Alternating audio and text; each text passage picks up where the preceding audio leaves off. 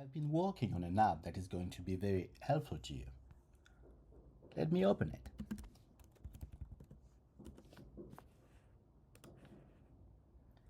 Before I show you how it works, let me tell you why I built it. Let's say we want to build a robot, a plane, or a car. To succeed, we need to deal with 3 points. First, we need to clearly define what we aim to build and how to achieve it. This involves brainstorming, that is, to generate and evaluate various ideas to select the optimal solution. We need to be able to clearly specify the product we intend to develop and to design the architecture of the product, that is, to identify the necessary components and outline how to integrate them to ensure the product functions as intended. Second, we must assess the required time and budget.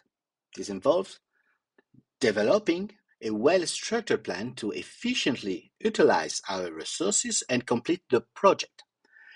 At the same time, we need to estimate the financial requirement based on the established plan. And third, we need to assess the environmental impact, that is, evaluate how the use of the selected component, material, energy, manufacturing processes will affect the environment, and to implement sustainable practices to mitigate any adverse effect. These tasks are normally divided between engineers and project manager. The project manager receives a business case from the company which outlines what customer needs and the target product launch date. The product manager then translates these business cases into specific goals and tasks.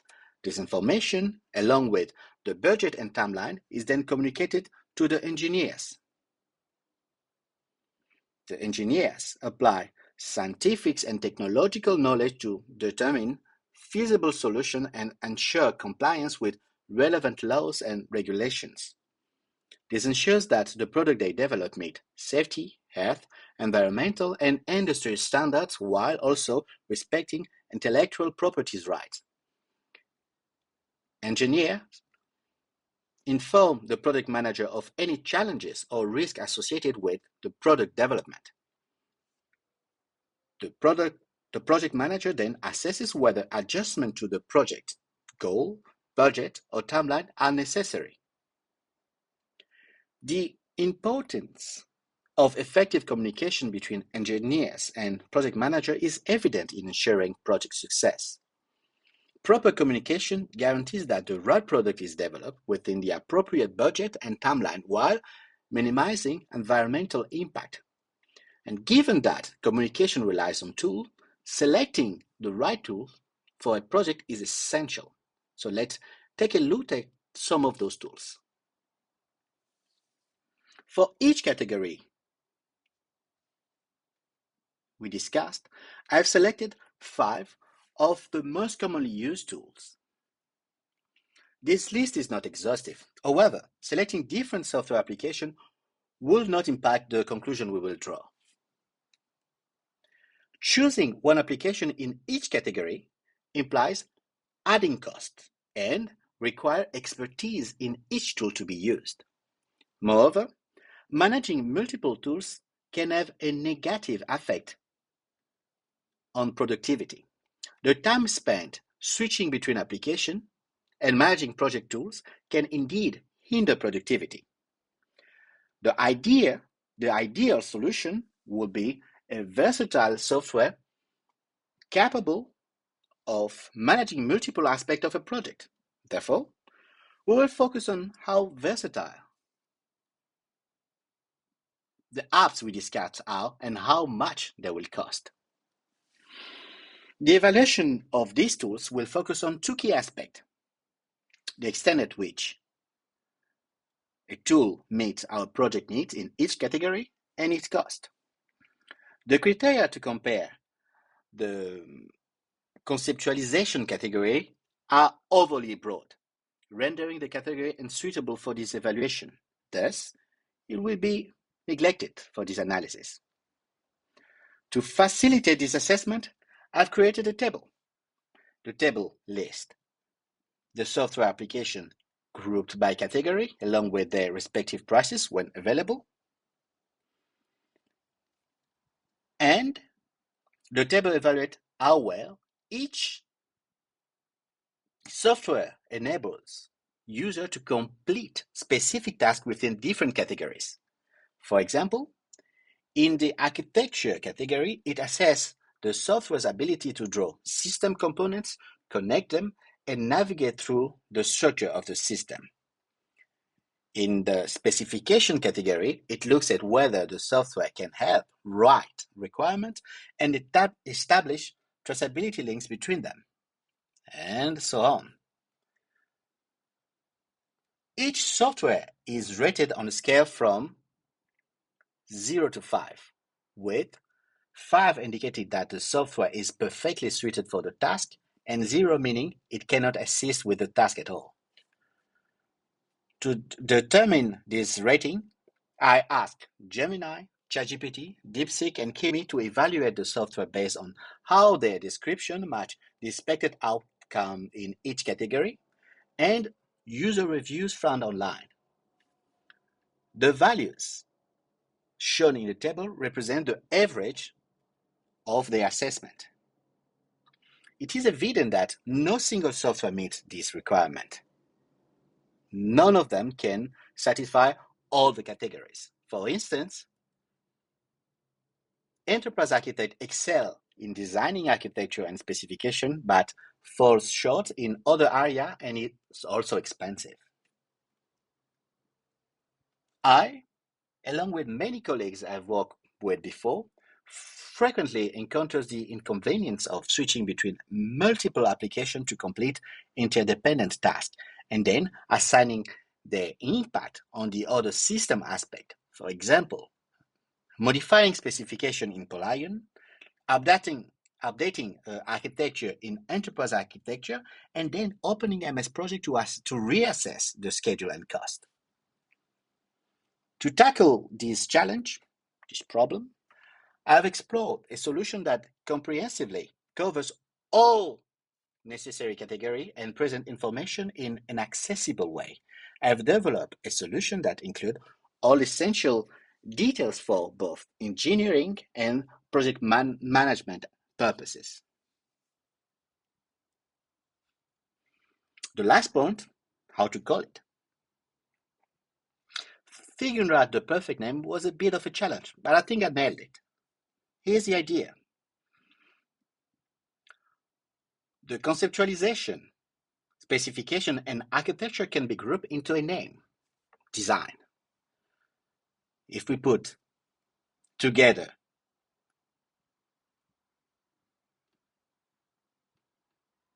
everything we obtain, design, eco-impact, expenses, and planification of system, or simply DeepSys. By integrating this perspective and propagating modification made in one perspective to the others, DeepSys eliminates the need to switch between different applications and reassess the impact of changes across perspective, as they are all connected and communicate with each other. The version I'm presenting today is a starting point. Let's say a minimum viable product designed to introduce you the app. Your feedback will be instrumental in helping me improve it. So let's go back to the app now. Now we are back in the application. To help understand it, I'm going to give an overview. Let's say we want to create a system to measure current. Three-phase current of a motor, for example. I'm going to call this system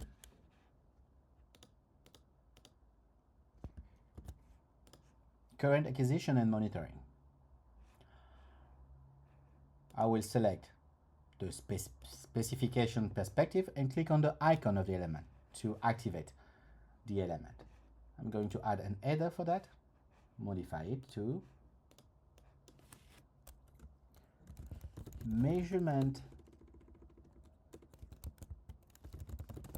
and monitoring strategy.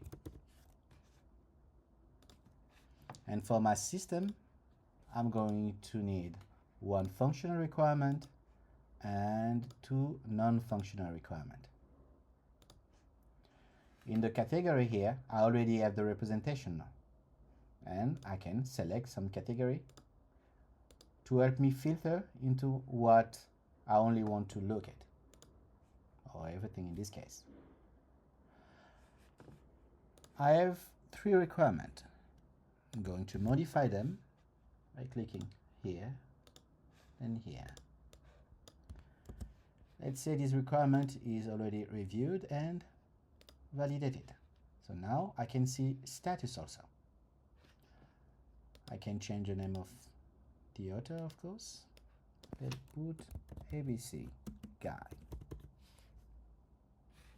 and close it. If I already have a test, I can click here and with the same idea write all the details about my test.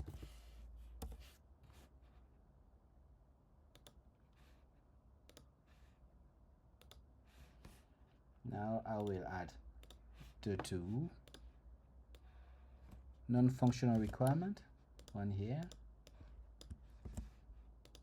is under review, close. And the last one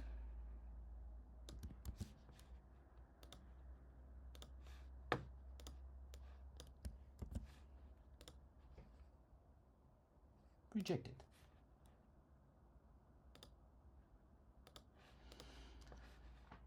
And the filter now can go from just status or status and category, or any other combination that I want between the category and the status.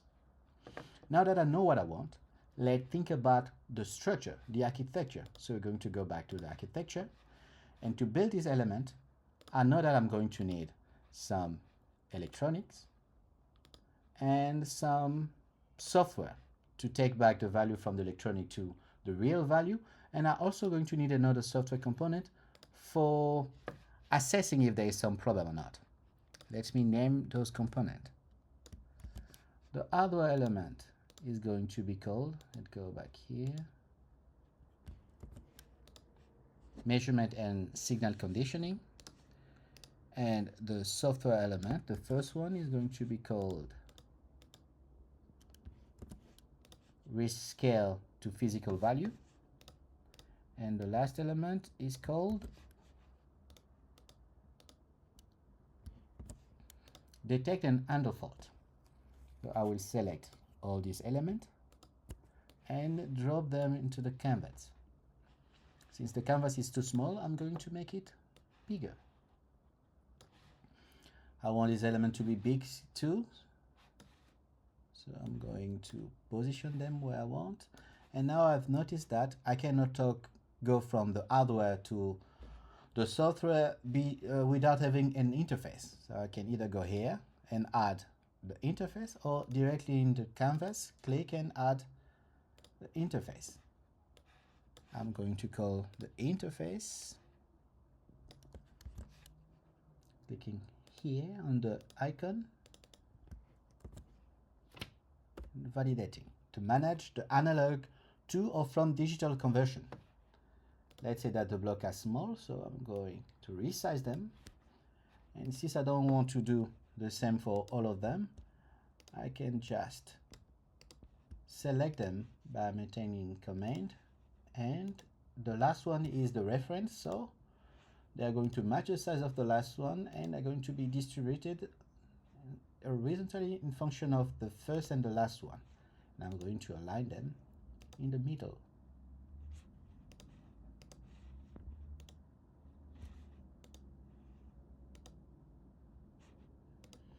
Now I'm going to connect them. I know that it's signal coming from outside the system is an alternative current. Then the alternative current is going to pass to the second element. After the conversion, now I don't have analog signal anymore, I have a digital signal. So I change my type, connect, and in the physical, after rescaling, now I have a physical value.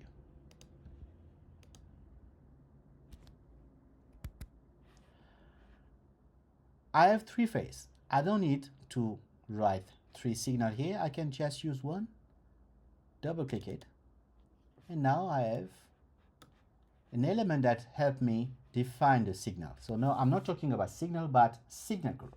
So I will have three elements. I'm going to call them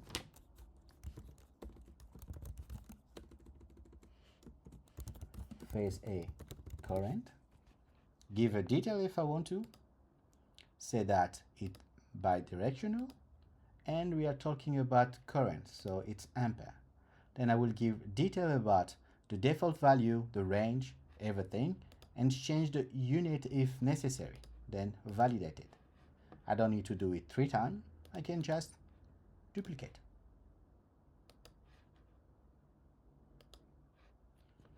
Now, going back to the system that we are building, I understand that the system that I have also needs some definition. So I'm going to the measurement and go back to the specification perspective. Now, the header is about measurement and signal conditioning strategy. In this case, let's say I just want to have 3 non-functional requirements.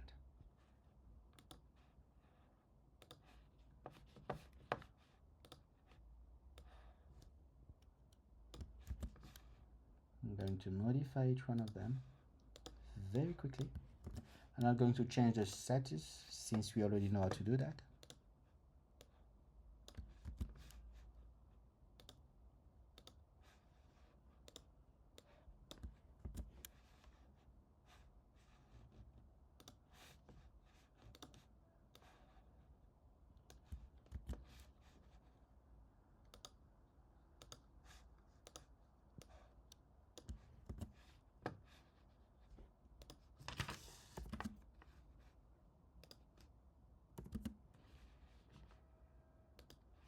Now we already look at the 2 first elements, the category and the status. Now we're going to look at these 2 remaining elements. So we have the traceability going up and going down. So the measurement is part of the current measurement, the black box. So normally every requirement that we have here should be linked to at least one requirement on the father node. How to do that? Let's go back here and open this as a floating window. We can select them and just drop them. Let's say we drop them here. Now, for each of the requirement here, now we see that they are not on link anymore. If we click on them, we can see the father node to which they are linked.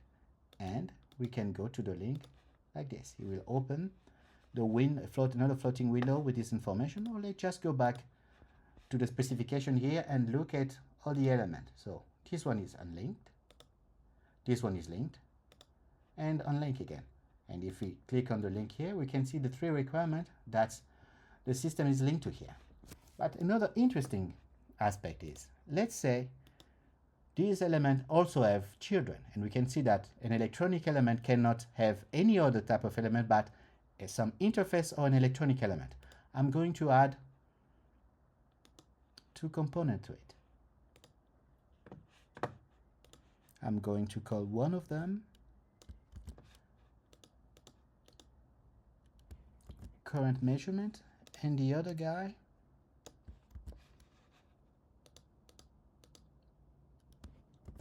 signal conditioning. I'm going to the current measurement, and as before, I'm going to rename the header as measurement strategy and add 2 non-functional requirements.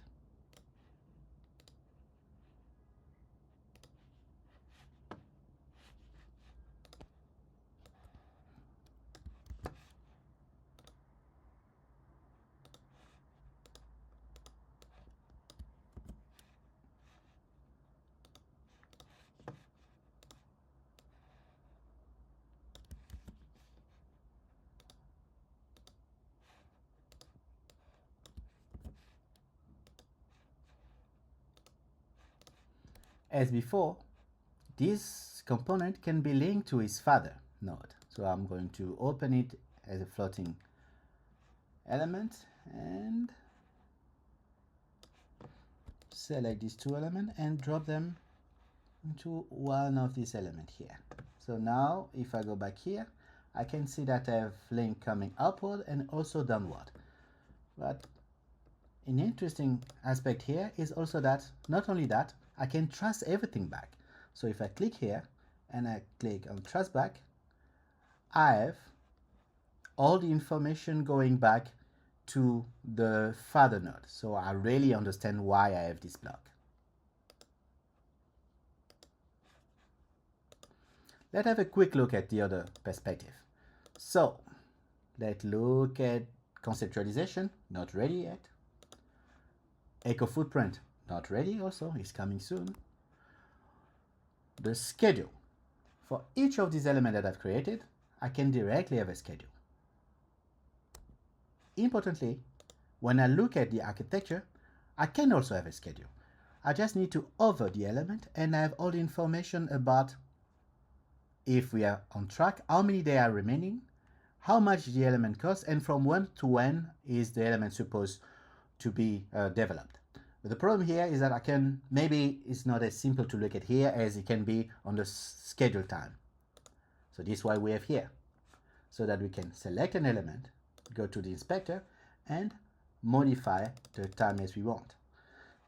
If we modify a kid, a child node, it all directly affect the father node because they are dependent. Any change here will go there. Then here we have the phase at which we are and how much development we have realized so far. And we can see that we are on track, how much of the phase that we are in, the global development in which that we have realized, and how many days are left. And if we go back to the architecture, we can see that all the information that we have developed, which are in this one. Let me drop the component here. We can see that all the information about how much from when to when are available. Now let's take a look at the last element, expenses. For the expenses, we add element, people, or material, or even boom. Double clicking on them, then we have information on how much you pay them, how long, and the time. This is just an overview. I will be producing some type of tutorial for each perspective in more detail.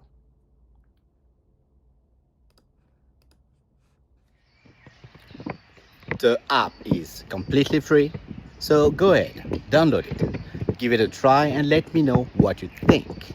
I would love to hear what you like, what you think could be improved, and any feature you'd love to see added. Remember, this is just the beginning. It can only get better from here.